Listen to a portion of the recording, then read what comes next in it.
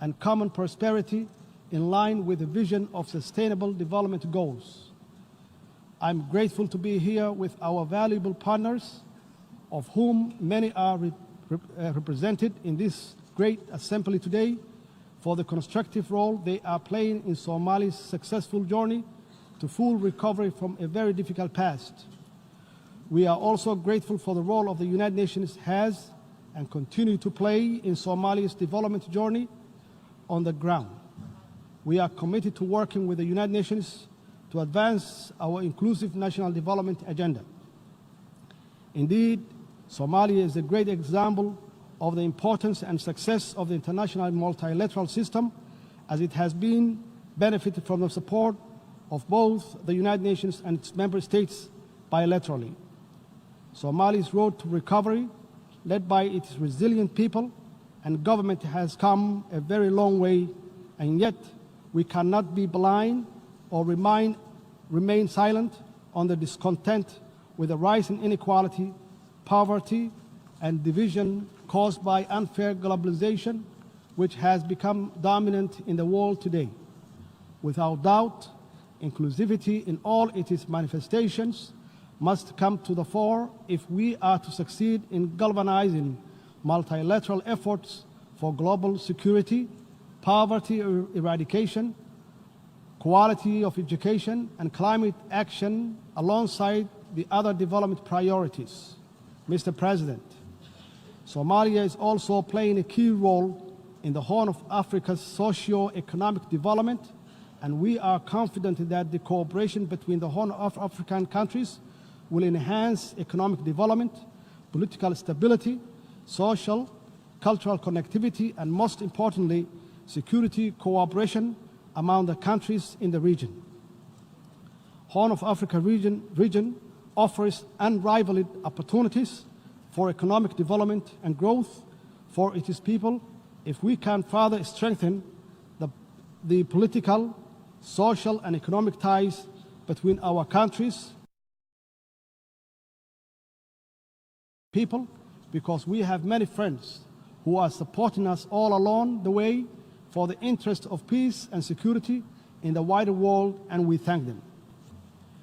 While Somalia promotes economic integration in the region and encourages its business community to invest in countries in East Africa and beyond, Somali communities continue to invest in the Republic of Kenya, which indeed contributes to the growth and economic prosperity.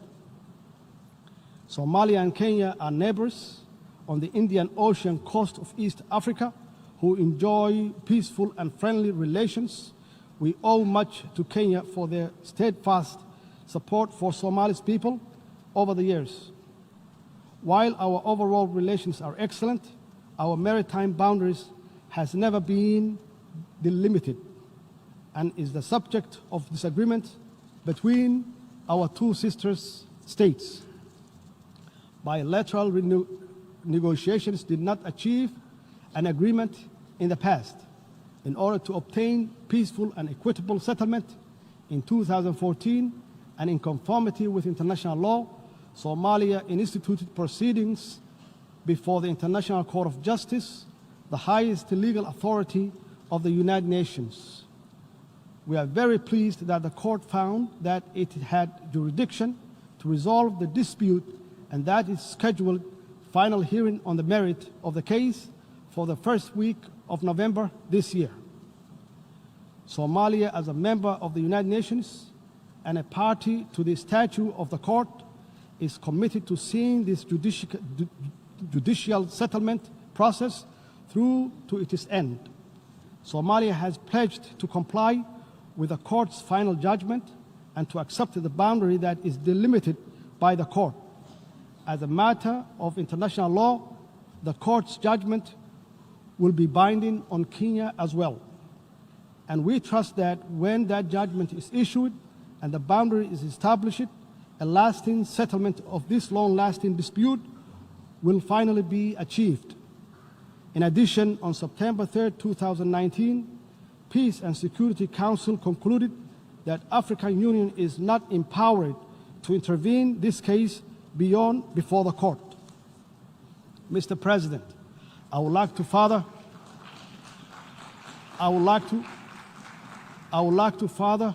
report that at the margin of the 74th United Nations General Assembly in New York, and exactly on Tuesday night, September 24, 2019, President al-Sisi of Egypt, who is also the current chairman of the African Union, convened and chaired a meeting between me and the President Uhuru of Kenya, the meeting which was very fruitful. We agreed to restore our good brotherly relationship, is strengthening the diplomatic and political cooperation. We further agreed to leave the maritime dispute between the two countries to be resolved by the International Court of Justice. Somalia is committed to maintain good relationship with Kenya. Mr. President, the Somali government is strongly committed to its ambition and enabling peace building and state building agenda, and we are making clear strides toward achieving inclusive politics, strengthening democracy, and constructing the very rights-based national institutions that are the pillars of strong societies. I am proud to report that we have held successful regional elections in some federal member states in the build-up to the planning national parliamentary and presidential election in 2021, and we are determined to facilitate the success of this process through an inclusive electoral bill, which voter registrations and better public awareness of the importance of inclusive politics and national progress. From all this, it's clear that Somalia is a historical example of reform, resilience, and people-driven progress and recovery.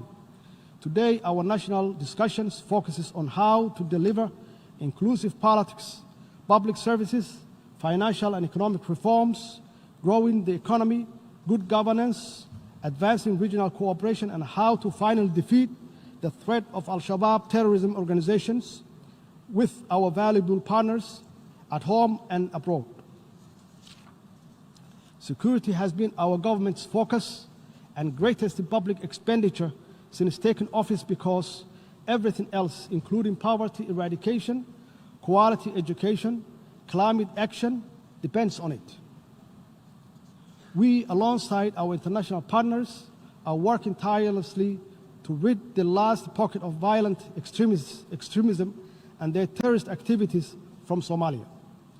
This task is by no means easy because of the violent, cowardly, and opportunistic guerrilla tactics al-Shabaab terrorist uses, including bombing innocent civilians and private businesses. However, with our holistic strategy of de-radicalization, successful military offensives, the recovery of territory from al-Shabaab, and the strengthening of Somali National Army and security capabilities, we are confident that our joint efforts with AMISOM and other international partners will bear fruit for Somalia, its people, and for the region and the global stability. We are building a well-trained armed force and right-based security and accountable institutions to take over the responsibility of securing Somalia.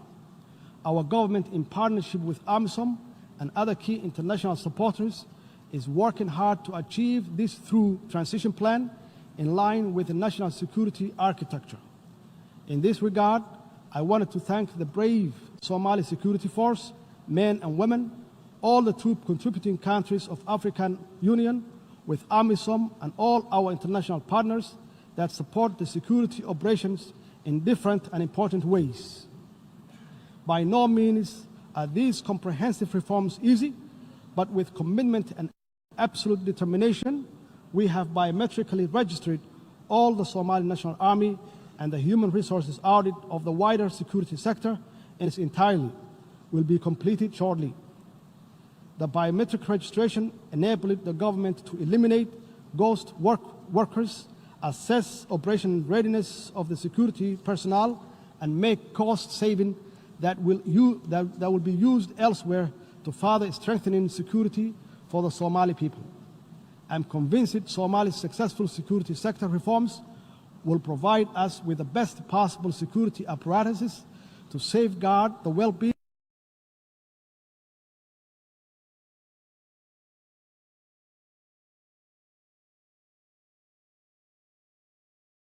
and unleashed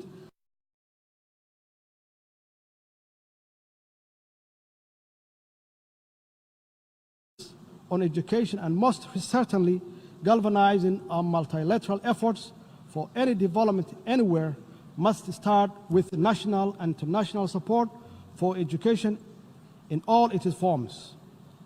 In Somalia, a key symbol of our national recovery has been the enormous expansion of education provision across the public and private sector in all stages of learning. We fully understand the need to encourage, support, and build on the existing public-private partnership model of education delivery with its strong oversight by the federal government. Despite our difficult past, today the design and delivery of quality education and its governance and delivery framework is the most crucial education objectives we set as a government. This is critical for our young generation to catch up and even perhaps leapfrog in order to compete in globalizing economy and benefit from and contribute to achieving the Sustainable Development Goals by 2030. Given the importance of quality education to Somalia's peace building and state building processes, as well as its overall development, our government has embarked on an ambitious reform program which aims to expand access to education for our children, adolescents and youth, including those from marginalized communities, the disabled, and girls and women. We are focused very clearly on improving the quality of learning outcomes, especially at early grade levels for all learners.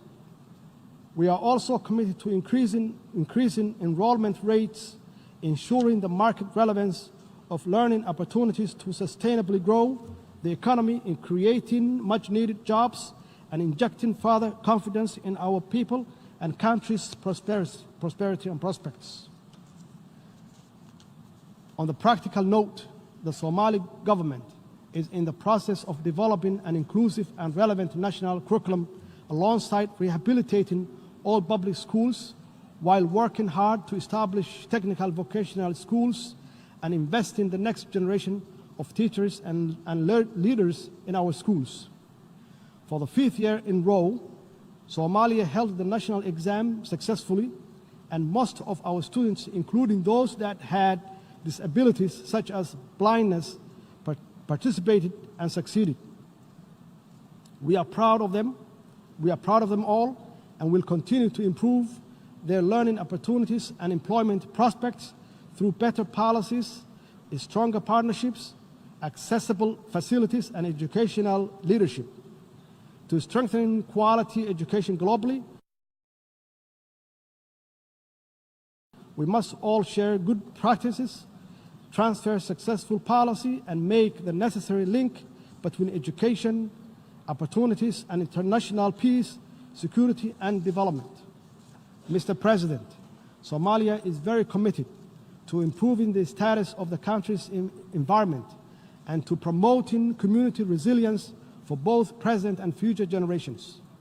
Somalia has taken major steps in instituting environmental management authorities to implement changes on the national level. The establishment of the Directorate of Environment and the Climate Change within the Office of the Prime Minister, for example, is a step in the right direction, and we are confident that the Directorate will effectively lead the development and implementation of the environmental regulations and policies. This is evidence of our commitment to climate actions for a better, cleaner, and inclusive, prosperous environment. Indeed, climate change threatens to increase the frequency and severity of environmental impacts, and Somalia and the country with a long-standing coastline in continental Africa is already experiencing the effects of rising sea levels and rising average temperature that's exacerbated by the effects of degraded land and deforestation. The 2017 drought in Somalia had significant impact on the environment, economy, and natural resources sector, with ecosystem losses, the damages estimated at an equivalent of more than $600 million US. The loss in productivity of the natural capital indicates difficult times ahead. Resources have been decimated and destroyed. In some regions of the country, this has directly and indirectly affected the lives.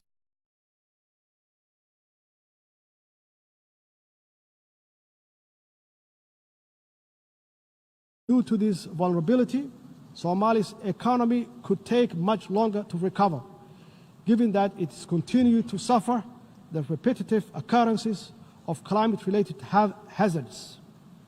The drivers of vulnerability and fragility in Somalia are complex and therefore requires comprehensive and long-term solutions for integrating sustainable natural resource management and a global environment agenda in Somalia's recovery and national development plan. The lesson from our experience is that climate change or climate action is urgently needed to reverse the catastrophic environmental damage which pose an existential threat to our collective future. Mr. President, let me assure you that my government is fully committed to the outcome of Paris Agreement and equally other multilateral environmental agreements which protect our planet and safeguard the future for all. In this regard, we strongly urge the full implementation and enforcement of United Nations Security Council Resolution 751, which requires all member states to take all necessary measures to prevent the direct and indirect import and export of charcoal from Somalia. This will not only save the environment but deny the international terrorists as a source of terror financing, which they depend on to hurt the innocent and most vulnerable people in our society. Mr. President, poverty is one of the greatest pain a people, and nation can suffer. The government of Somalia is working hard with its people to build a more sustainable future free from poverty with strong social protections. Today we are on the verge of completing an inclusive 9th National Development Plan, which will guide the national strategic policy and framework for eradicating poverty in Somalia. The process of conducting the National Development Plan was inclusive, participatory, and it promotes accountability, transparency, and common responsibility for future implementation. Our approach to eradicating poverty is to create economic opportunity for our people, and to do this, we are engaged in ambitious and successful fiscal and economic reform programs guided by International Monetary Fund, the Staff Monitoring Program, to achieve debt cancellation by early next year through the High Indebted Poor Countries Initiative, HIBIC. According to the IMF, our performance to date has been strong and we have achieved much in a short space of time. We continue to raise domestic revenue, improve national budgeting processes, make our financial system more secure and transparent, while instilling fiscal discipline in our national operations. We are working closely, both bilaterally and multilaterally, with all our key partners and stakeholders, including the Somali people and the international financial institutions, to secure debt cancellation for Somalia. Achieving this will allow Somalia to get access to valuable and much-needed concessionary resources that will complement our national domestic revenue mobilization to cover the cost of eradicating poverty, improving public services, including quality education and security, and taking effective actions to safeguard our future against the scourge of climate change. Alongside economic and fiscal reforms, our government has championed a zero-tolerance approach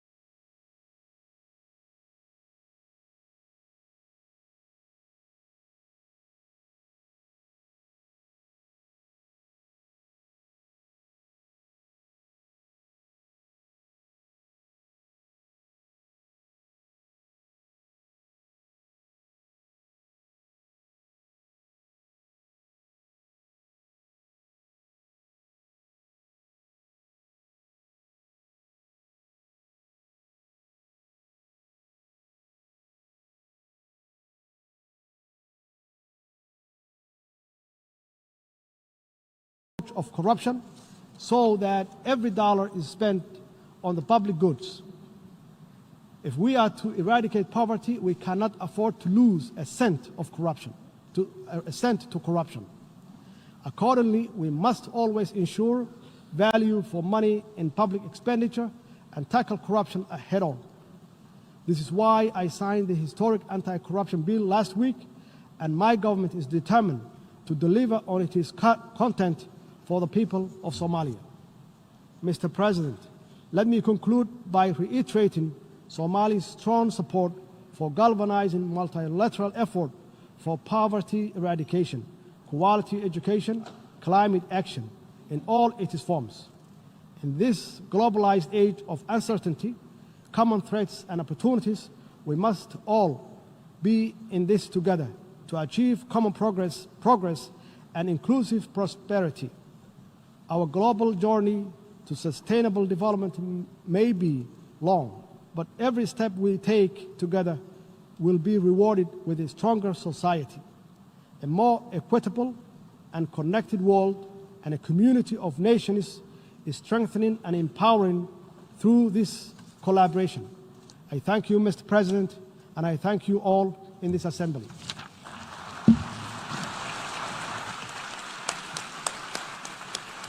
En nombre de la Asamblea General, deseo dar las gracias al señor Presidente de la República Federal de Somalia por la declaración que acaba de formular. Ruego a los representantes que permanezcan sentados